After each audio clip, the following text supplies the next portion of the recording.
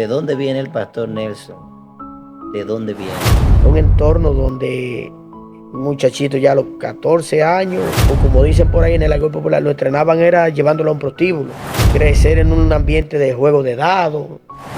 Y la palabra que yo quiero que se lleven de este tópico es que yo digo, si Dios, yo estando envuelto en el pecado, preservó mi vida a causa del propósito, ¿cuánto más no lo puede hacer ahora que yo le sigo? Mi hermana, si ve la entrevista, se la puedo mandar, frente a su casa, tuvo un accidente en una pasola con una jovencita que se me atravesó, le di en la pierna, rodé casi un poste de luz en el suelo. Todo el mundo salió, ella llorando, porque todo el mundo fue frente a su casa. Se mató tu hermano. Ella salió dando gritos. Y el tumulto de gente y la buscadera, y yo parado al lado de la gente, sin un rasguño. Y yo, mi cuerpo, cuando yo me paré, yo no tenía ni la ropa sucia, ni un rasguño, nada. Yo sé que hay mucha gente ahí que Dios lo ha librado de accidentes, que Dios lo ha librado múltiples formas de la muerte, y todavía no entiende que es el llamado de Dios guardándote. No es un resguardo. Hay gente que no entiende eso, pastor. Ellos lo más que van a creer que es un resguardo, que ellos se bebieron, que visitaron un brujo. Que mi abuela oró por mí. Que mi abuela oró por mí, me entregó hasta el santo y el santo me está... No, no, papi. No es nada de eso. No es el santo, es Dios.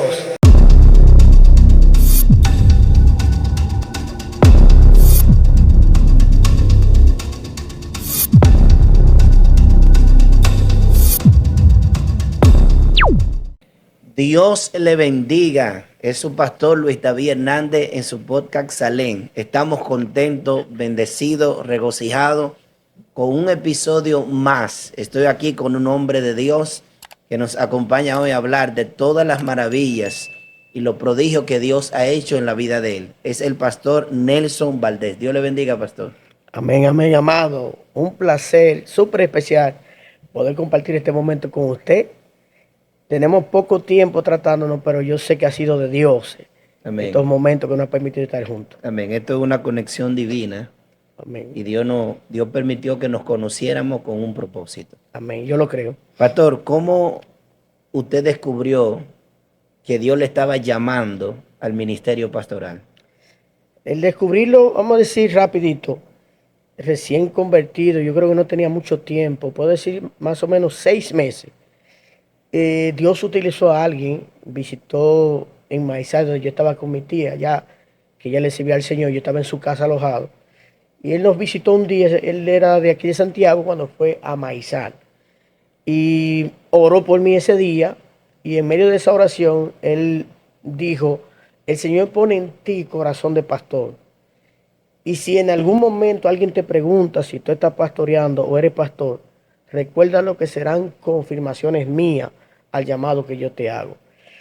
Pero yo siempre, en los años que duré, le fui corriendo a ese llamado. No lo quería aceptar. No lo quería. No. ¿A qué usted le temía antes de ejercer el llamado? Yo digo, son muchos factores. La responsabilidad que conlleva el pastorado es alta.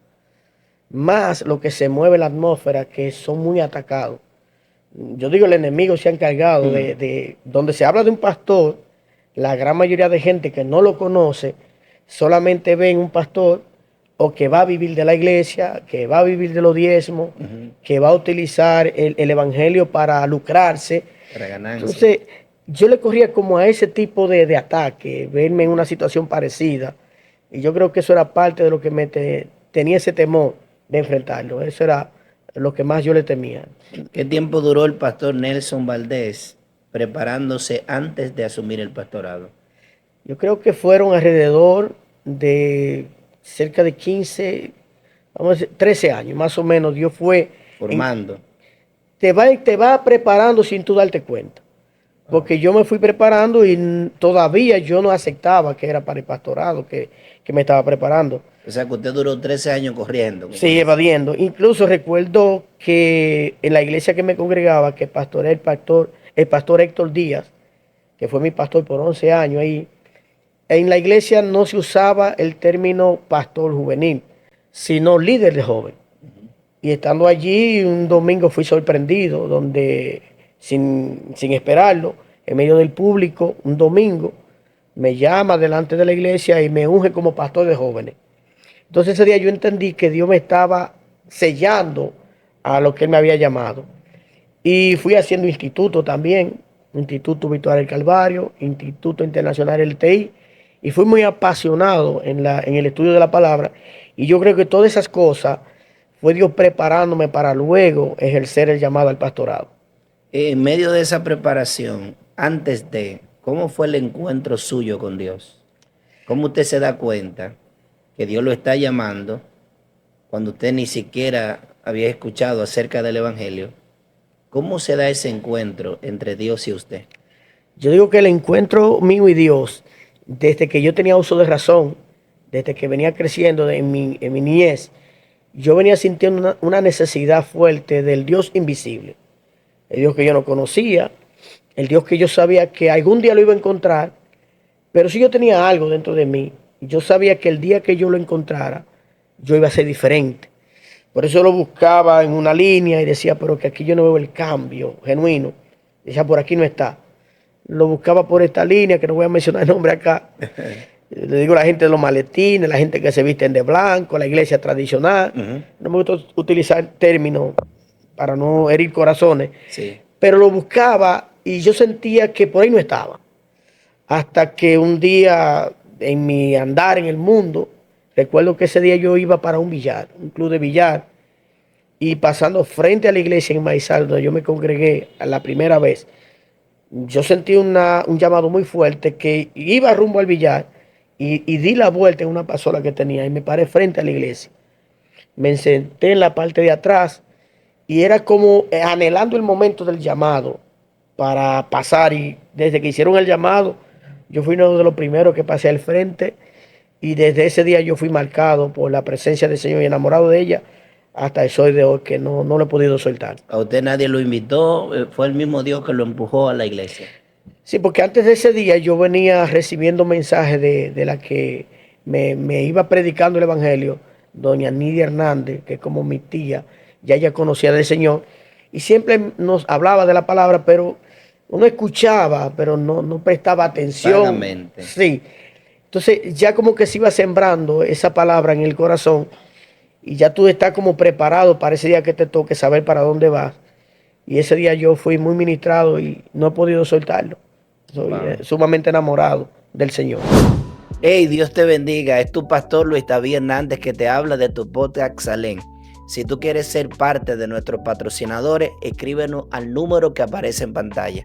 Da a conocer tu negocio, qué haces, para que otros se enteren de qué es lo que tú produces, qué haces. Si quieres ser parte de los patrocinadores, escríbenos. Que Dios te bendiga. Shalom, shalom. En los 13 años, previo al pastorado, usted tiene, o después del pastorado, una experiencia sobrenatural que ha vivido con Dios, un ángel, la voz de Dios. ¿Qué experiencia tiene el pastor Nelson? Usted puede decir, Dios es real y nadie me puede decir que no, porque yo tuve esta experiencia. Yo digo que si fuéramos a hablar de experiencia en lo que Dios ha hecho, tendríamos que hacer otra entrevista porque el tiempo no nos va a alcanzar. Pero sí recuerdo que en Maizal yo dirigía, estando en la bomba de Maizal, un grupo como de una pequeña célula, donde le llaman Maimón. Eso está en una zona de una lomita en Maizal. Y ahí recuerdo que yo dirigía ese grupito y uno de los días que estoy allá, visito a uno de los ancianos, que ese día echó el día entero con una jaqueca, que lo más que él bebía en la mañana era café. Y me dicen los familiares, eran las 5 de la tarde, que era extraño que ni café había tomado. Ya para ellos la cosa era grande. Yo recuerdo que con fe, recuerdo que oramos y no pasaron segundos y él se paró de la cama con un ánimo y comió todo lo que no podía hacer en el día en fracciones de segundo. En ese mismo lugar también recuerdo de otro que él vendía queso en un motor y él da el testimonio que el motor se le cae, le hace una fuerza para levantarle el motor y sufrió un quebranto en la columna muy fuerte que de tal manera no pudo vender una libra de queso más del dolor tan fuerte y se tuvo que ir a la casa. Llegamos allá también, oramos por él y fue sano de inmediato. Montones de testimonios, otra que iba para la clínica a pasarse un tratamiento, que era la iglesia de allá de Maizal, Y Dios me guió, ve ora por ella antes de que ella vaya. Le dije, sí, prepara tu maleta, todo. Le di una palabra de fe, le hablé de la mujer del flujo de sangre. Oramos, sentí la presencia de Dios. Fue a la clínica y allá la chequearon y dijeron, no, pero usted no tiene nada, aquí ni siquiera tratamiento hay que ponerle. Wow. Y ese mismo día la mandaron para su casa y ella fue derecho a la iglesia a testificar. Y avanzando un poquito, porque hay mucho más atrás, ya yo lo voy a hablar por mi propia familia, mi esposa. Cuando apenas estábamos conformando para el matrimonio, un profeta que vino de Santo Domingo le dijo, tú vas a tener dificultad para salir embarazada, pero Dios le va a premiar con hijos. Y le cogió un poco de agua, recuerdo que usó una gotita de aceite en fe. Yo tomes esa agua que Dios va a hacer un milagro en tu vida. Y ella en fe lo hizo ese día, recuerdo en la iglesia, y sale embarazada de nuestra primera hija, Camil. Todo normal para nosotros, no sabíamos qué pasaba, hasta que ya tenemos el segundo hijo, que es Asael, y ya Asael viene con una cesárea. Entonces la doctora cuando abre, ahí es que se da cuenta que ella solo tenía un ovario. Wow. De los dos, o sea, una mujer con dos ovarios, salir embarazada era un poco difícil. Imagínate Con que ella uno. solo tenía uno y no bien desarrollado. Entonces, luego que la doctora la abre, es que yo entendí qué fue lo que el profeta quiso decir. Humanamente iba a haber dificultad, pero Dios se glorificó en darnos dos hijos con todas esas dificultades que encontró la doctora. Ahí fue que yo entendí qué fue lo que el profeta quiso decir. O sea, yo digo esta palabra que es la que voy a sellar con la pregunta que me hizo.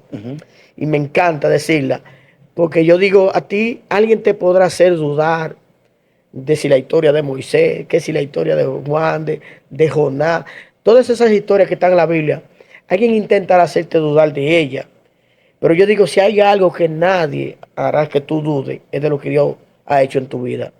Y yo he visto a Dios obrar de una manera poderosa en mi vida en cada instante. No tengo la menor duda de lo que Él puede hacer. Pero escuchándolo hablar, me doy cuenta que ahí usted carga un ministerio de sanidad. Sí. Porque mientras usted oraba, el que tenía problemas en la columna se levantaba, el que tenía problemas diversos, que estaba postrado en cama, se levantaba. Entonces, dentro de lo que Dios le llamó a pastorear, también le ha otorgado un ministerio de sanidad. Ya dentro del pastorado, tengo testimonio que luego lo vamos a hacer esas entrevistas más adelante, pero sí son testimonios recientes. Allá tenemos una hermana que puedo mencionar su nombre, Johanna. Johanna viene con un deseo apasionado de tener hijos en su matrimonio formal y se le hacía difícil. Y ella vivía con ese deseo de tener hijos. Y yo recuerdo que le dije un día, ten paz, que al tiempo de Dios te lo va a entregar. Fue un profeta ya, dio la palabra y al tiempo señalado por Dios le entregó sus hijos. No uno, sino dos. O sea, ya tiene dos. Y recuerdo que un día de las madres sobró una tacita que preparamos como regalo a las madres. Y de esa taza que sobró, una joven ya se iba para su casa y Dios desde el altar me dijo, ve y dile a ella que este presente es como la señal de que su vientre será abierto. Y yo recuerdo que así mismo lo hice, bajé del altar, fui, la alcancé al vehículo, le di la palabra y yo creo que no pasaron 6 meses, salió embarazada y tiene una niña preciosa. Entonces, conectando con Johanna, su hermana no es creyente al 100% y que se congrega en una iglesia, pero sí estaba en los Estados Unidos con el anhelo también de que Dios le diera la bendición de tener hijos. Y a ella ve lo que Dios hizo con su hermana Johanna, que le dio dos. Ella dijo, si Dios lo hizo con ella, lo puede hacer conmigo. Y recuerdo que ella hizo un viaje a nuestra iglesia conjuntamente con su esposo. Y nos visitó un domingo, pasó al altar, oramos por ella en el altar, creyendo que si Dios lo hizo con Johanna, lo iba a hacer con ella. Y Dios nos sorprendió que salió embarazada no de uno, sino de mellizos dentro de su vientre. Dios mío. O sea, Dios le dio 2 niños y está ahí para testimonio también. Impresionante, pastor. Pastor, hemos visto la gloria. ¿Qué usted le dice a esas mujeres que tienen años intentando tener un niño y otras que han gastado la existencia, como decimos, tratando de salir embarazadas y no pueden? Hay muchas mujeres ahí que van a ver este podcast, que van a ver este video. ¿Qué consejo, qué palabra usted le da a ellas? Yo podría decirle que es la intención por la cual lo quieren, es lo primero. Porque yo recuerdo el testimonio de Ana, la mujer del Cana, que ella dijo una palabra muy interesante. Ella decía, Señor, si tú me das un hijo, yo te lo voy a entregar a ti. Y una cosa es decirle a Dios algo y otra cosa es cumplirle. Dios le dio el privilegio de ser madre. ¿Qué hacemos nosotros cuando Dios nos cumple lo que le pedimos? La Biblia narra que cuando ella recibió al niño y fue detestado, ella fue y lo llevó al templo y lo dejó tal cual como le dijo a Dios. ¿Qué me impresiona de lo que Dios hace cuando tú cumples? Que Dios le hizo un vientre tan fértil que le devolvió 5 más. O sea, tú le prometiste algo a Dios, se lo entregaste. Dios le hizo un vientre fructífero que le dio 5 más. Entonces sí, Dios lo puede hacer. Donde la ciencia termina es donde Dios arranca. Pero Amén. que lo que Él hace sea para su gloria. No para gloria del hombre, ni para enaltecernos nosotros, sino para glorificarlo a Él. Que sí, que tengan fe, Amén. que Dios lo puede hacer. Sí, porque hay mujeres ahí que lo han intentado de muchas maneras, de muchas formas. Yo conozco mujeres que han gastado mucho dinero y de ninguna manera salen embarazadas. Ahí es lo bueno, cuando ella pasa por esos procesos, no lo consiguen, como el testimonio que le hablé ahorita. Luego viene Dios y lo hace, y tú no puedes negar que fue un milagro de Dios. Yo digo que a esas mujeres Dios les puede permitir quizás esos procesos, pero si se entregan al Señor, más que darte un hijo, Dios quiere salvar tu alma también. Sí. Porque quizás tú puedes venir detrás de que Dios te dé un hijo, pero no te interesa conocer al Dios que da los hijos. Wow. Entonces Dios quiere que tú lo conozcas a Él, velar por la salvación de tu alma, y Él te puede bendecir con todo lo demás. Sí, porque hay gente que está pendiente de lo que Dios me va a dar, no del compromiso que yo tengo que tener delante de Dios.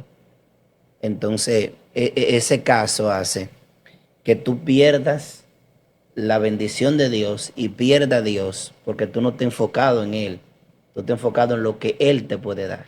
Ahí cabe la palabra que siempre decimos, tú estás detrás de los panes y no quieres compromiso con el panadero. Exactamente. Dios mío. Pastor, ¿cuál es o ha sido la experiencia más maravillosa que usted ha vivido en el pastorado? Yo creo que la vivo siempre en el sentido de esto que voy a explicar. Alguien me preguntó un día, me hizo la pregunta por qué veía mi entrega a buscar las almas, a compartir con los jóvenes, a invertir aún de mi dinero para hacer cosas. Y el que está allá afuera dirá, pero ¿qué motiva a este hombre a hacer esto? ¿Qué es? ¿Detrás de qué anda?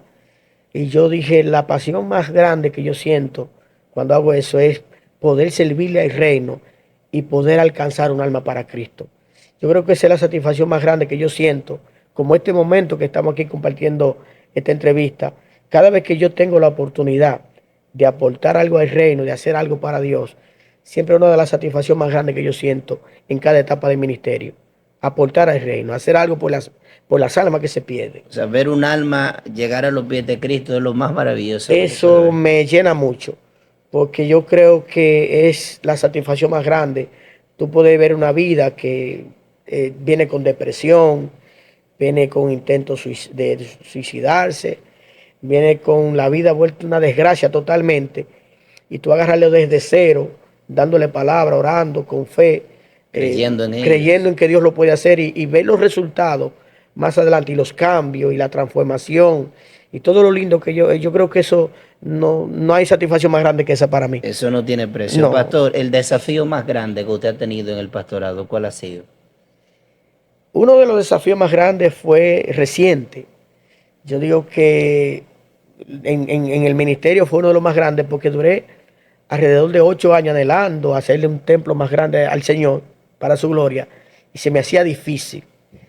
Y llegar a un punto donde económicamente no estaba el dinero para lograrlo y ver el proyecto así frente a mis ojos y ver todo así como con claridad, pero con los recursos sin tenerlo. Limitado. Ahí es lo bueno. O sea, yo para mí fue un reto porque si están los recursos, no hay mucha gloria para Dios.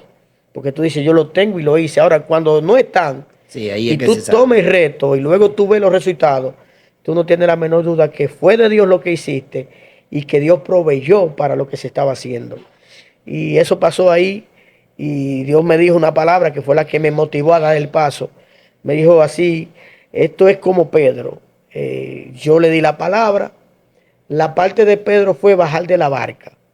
A mí me correspondía sostenerlo en el agua. Ya yo sentí el reto, lo tuyo es actuar, el mío es proveer. Y si en el camino pasa algo, como le pasó a Pedro, yo estaré ahí para levantarte de nuevo. O sea, y ahí es lo lindo cuando yo digo que hay tres tipos de pastores. El que se pone, el que ponen y el que Dios llama. Okay. El que se pone es aquel, si usted escucha a alguien, yo quiero ser pastor, yo quiero pastorear, hay que tener cuidado. Porque mayormente el pastor que Dios llama no quiere ser pastor, anda corriendo en el pastorado. Sí. Termina haciéndolo por obediencia. Sí, eso es Entonces está el que se pone, sed de prestigio, sed de dominio, no sé, qué estar en su corazón. Otro es que lo pone porque quizás ya estudió, el concilio entiende que ya puede, y lo coloca el concilio. Y está, como yo dije, el que Dios llama. Y hay que haber una palabra que yo siempre me gusta, que yo digo, a los infiltrados que se las arreglen como puedan, pero al que Dios llama, Él los respalda. Sí, así mismo es. Entonces ver luego el respaldo de Dios, no hay duda, no hay duda que Dios Entonces, en ese desafío de usted levantarle casa a Dios, ¿no llegaron deseos de abandonar, de irse para atrás, de decir no voy a seguir en el pastorado? ¿No le llegaron esas dudas, esos ataques a la mente? Yo creo que a cualquier pastor, no tan solo a mí, todo aquel que ejerce el pastorado en algún momento de su vida pasa por momentos de desánimo, de desilusión, de herida, de traición. Incluso yo lo voy a decir abiertamente. Llega tu momento a cuestionarte a ti mismo en el sentido, yo lo digo por mí, no digo por otro, donde humanamente que yo tengo que estar aquí bregando. O sea, no es detrás del dinero, no es el fin, no es un lucro, o sea, no es nada. Donde tengo montones humanamente de oportunidades de vivir una vida más tranquila, de viajar, de hacer montones de cosas y disfrutar como quien dice la vida, sin tener que pasar por esta carga, por este estrés, por tantas cosas. Y hay algo que es que vuelve y te afirma. Número uno, creo que el llamado, tú no lo puedes evitar. La pasión que Dios pone en ti, tú no la puedes evitar. El amor a las almas, que es algo muy, muy fuerte que Dios coloca, y una responsabilidad donde te dice, Una si carga. tú rebalas, no tan solo rebalas tú a dejar el ministerio, sino que qué será de ellos que están detrás de ti si tú lo abandonas. Muchos podrán ir a otra iglesia, Claro. pero quizá otros que conectaron con lo que tú portas se pueden desalentar y irse al mundo. Entonces yo asumo toda esa carga para mí también. Yo creo que son de las motivaciones que nos ayudan a seguir hacia adelante, pero sí, a cualquier pastor, quizá no lo dice, pero es raro el pastor que no sienta el desánimo, no lo visite y que no siente el deseo hasta de abandonar el ministerio, pero como dicen por ahí, el deber vuelve y lo llama. Amén. Y la Usted pasión. dijo, pastor, que usted tiene tantos testimonios que nos iríamos de vigilia contando Sí, los sí, testimonios. sí. ¿Cuál es el testimonio más impactante que usted tiene? El que usted dice, mira, por esto que yo viví y que yo sigo siéndole fiel a Dios y me voy a morir siéndole fiel a Dios. ¿Cuál es ese testimonio? Yo podría decir varios, pero voy a decir uno de ellos, que fue en mi propia vida. Cuando mi madre está a punto de dar a luz de mí, imagínense, en Mao Valverde, póngale 48 años atrás. En ese tiempo no había la tecnología que ve ahora, no había taxi, no había nada. Mi madre no fue una mujer que nació ni estuvo dentro del evangelio. Y ya más grandecito, ella me da esta parte y me dice, mira, cuando yo estaba a punto de dar a luz de ti, en la clínica del doctor Moye Mao, la gente de Mao sabe quién es él y dónde está esa clínica que todavía está.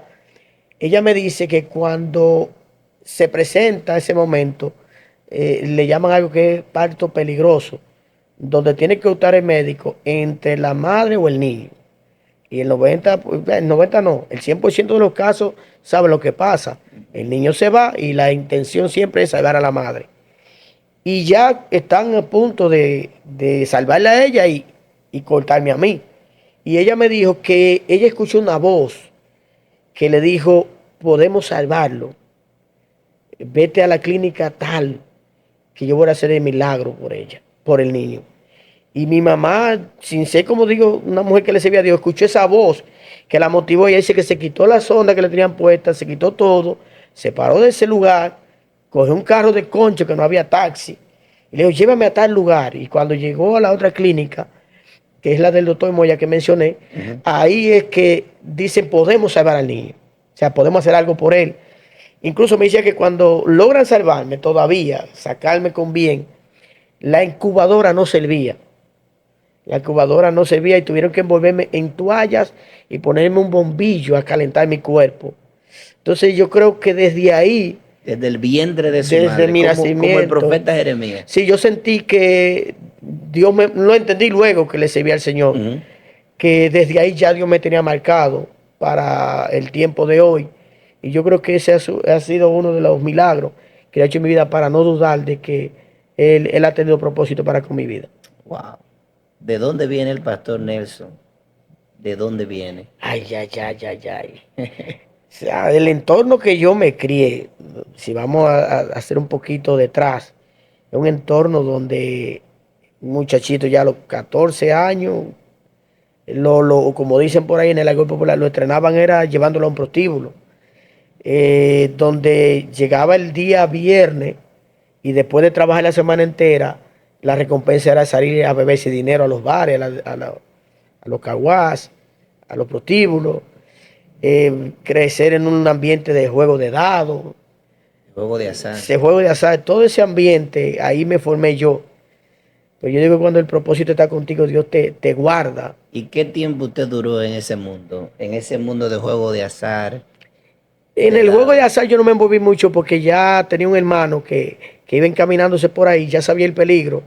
Y Y yo siendo un niño, cuando me vio tuvo cuidado. por involucrarme, me ofreció mi padre de trompar y tabanas y me veía en el ambiente. Yo le cogí miedo y hoy se lo agradezco porque yo creo que eso me motivó a no entrar por ahí y me libró de algo muy fuerte. Y yo digo algo, sellando desde todo ese tiempo donde a mí se me importaba durar 3 días tomando alcohol. Me encantaba bailar todo tipo de música. Ok. Y me libró de montones de accidentes estando en ese mundo. Y yo digo una palabra, que el propósito te mantiene vivo. Y esta palabra yo la digo para los que van a escuchar la entrevista, ya que le sirven al Señor, porque hay gente que ya le sirven al Señor y viven como llenos de temores y miedo, no sé a qué. Y la palabra que yo quiero que se lleven de este tópico es que yo digo, si Dios, yo estando envuelto en el pecado, preservó mi vida a causa del propósito, ¿cuánto más no lo puede hacer ahora que yo le sirvo? O sea, si yo estando en el pecado, Él me guardó. Él te guardó para que Sí. el propósito no se dañara. ¿Cuánto más ahora? O sea, si estando en el pecado me guardó, ¿cuánto más ahora no va a preservar mi vida que yo le estoy sirviendo? O sea, Dios tuvo misericordia por el propósito. Y la promesa es aún más allá de la muerte.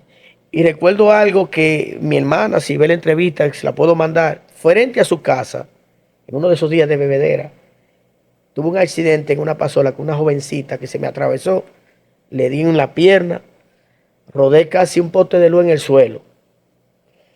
Todo el mundo salió, ella llorando, porque todo el mundo fue frente a su casa. Se mató tu hermano. Se mató tu hermano. Ella salió dando gritos. Y el tumulto de gente y la buscadera, y yo parado al lado de la gente, sin un rasguño. Y la gente buscando de quién Buscando fue que quizás donde yo estaba. Y lo digo de testimonio porque yo mismo lo digo. Yo no sé dónde yo iba rodando. Porque yo tenía, me recuerdo, un pantalón blanco, una camisa crema. Y yo, mi cuerpo, cuando yo me paré, yo no tenía ni la ropa sucia, ni un rasguño, nada Wow. que yo pudiera decir, pero mi cuerpo iba como flotando. Incluso recuerdo que mi cabeza pasó cerca de un poste a centímetros y tampoco impactó. O sea que desde el vientre hasta que usted creció, que fue, Dios siempre mantuvo el cuidado para preservar el propósito. Yo sé que hay mucha gente ahí que Dios lo ha librado de accidentes, que Dios lo ha librado múltiples formas de la muerte y todavía no entiende que es el llamado de Dios guardándote. No es para un que tú le resguardo. sirvas. Hay gente que no entiende eso, pastor. Ellos lo más que van a creer que es un resguardo, que ellos se bebieron, que visitaron un brujo. Que mi abuela oró por mí. Que mi abuelo oró por mí, me entregó hasta el santo y el santo me está... No, no, papi. No es nada de eso. No es el santo, es Dios. Sí. Es los planes que Dios tiene para con tu vida. Exactamente. Pastor, estamos frente a un desafío muy grande, aquellos que estamos pastoreando. Recientemente vimos una multitud de evangélico cristiano yendo a un concierto, al concierto de Juan Luis Guerra. Le voy a hacer esta pregunta, nos vamos para lo profundo. Sí. ¿Qué tan de acuerdo está usted de que un cristiano escuche música secular y aún vaya a conciertos seculares? Yo digo que todo está en la intención del corazón y en tu conciencia. Yo no soy muy apasionado de ese tipo de música. Yo la música que me ministra para yo orar y adorar es la música de adoración. Pero hay gente que quizá eso le deleita. Yo digo, yo respetaría la decisión de cada cual. Yo no me he sentido todavía motivado ahí. No he tenido la oportunidad tampoco, pero tampoco me he sentido motivado. Simplemente, yo digo que ahí todavía no está el peligro. Todavía ahí no está el peligro. Yo me voy más allá. ¿Qué de aquellos cristianos que han llevado a sus hijos a un concierto de Bad Bunny? Porque si estamos hablando de algunos que visitan Juan Luis Guerra, yo creo que eso va suave ahí. Ahí no, yo no le veo. Sí, pero previo a lo de Juan Luis Guerra, se presentan otros artistas. Ahí está el detalle. Yo estoy alterando la pregunta, porque yo me voy un poquito más allá de que padres cristianos, hombres y mujeres de Dios, porque su hijo está un poco flojo y su sueño es ir a un concierto de Bad Bunny, le pagan la entrada y ellos lo llevan. Yo creo que está todavía más fuerte la cosa. Entonces hay que revisarse. ¿Cuál es su perspectiva bíblica en cuanto a este tema?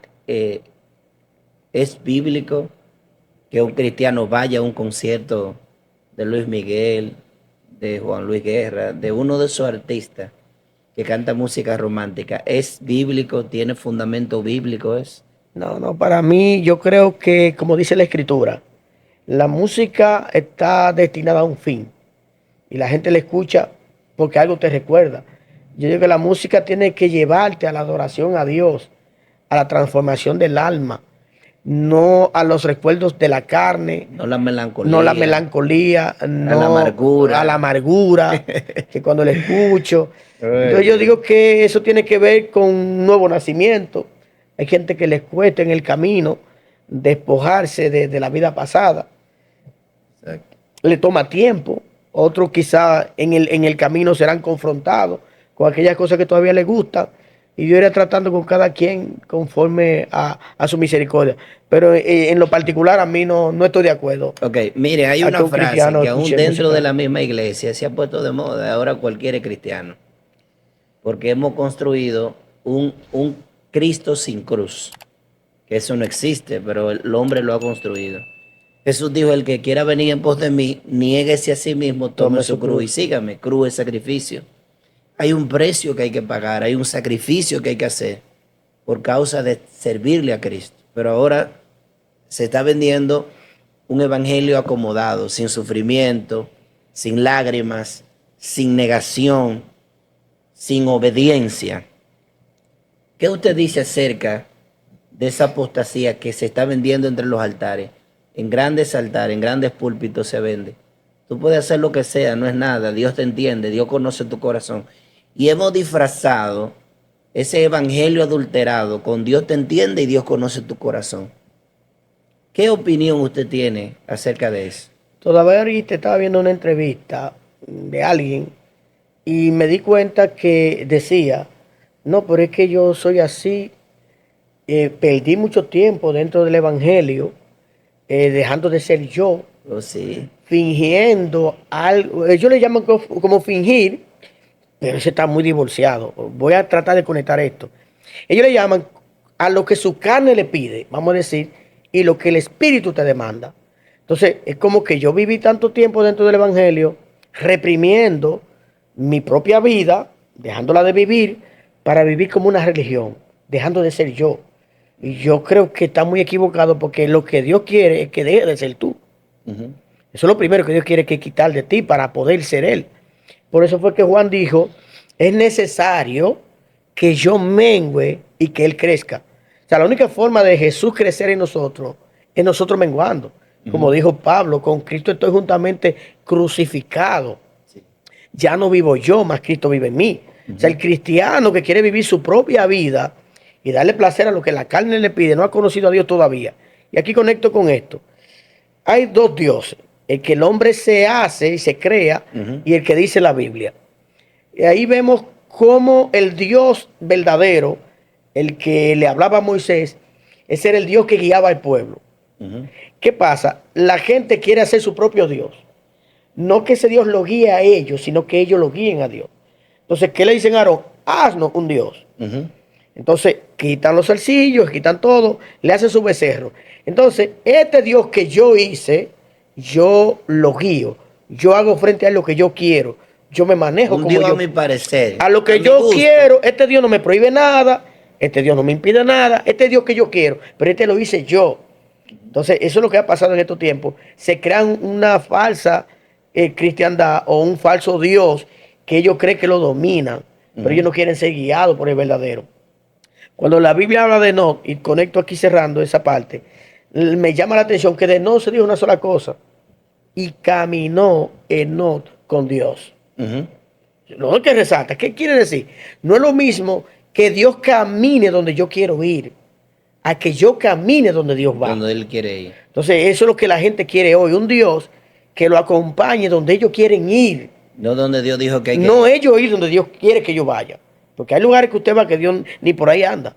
Exactamente. O sea, hay muchos que tienen una falsa doctrina hoy, que quieren vivir su propia carnalidad y lo que la carne le pida. Yo digo, y esto es claro lo que voy a hablar, claro.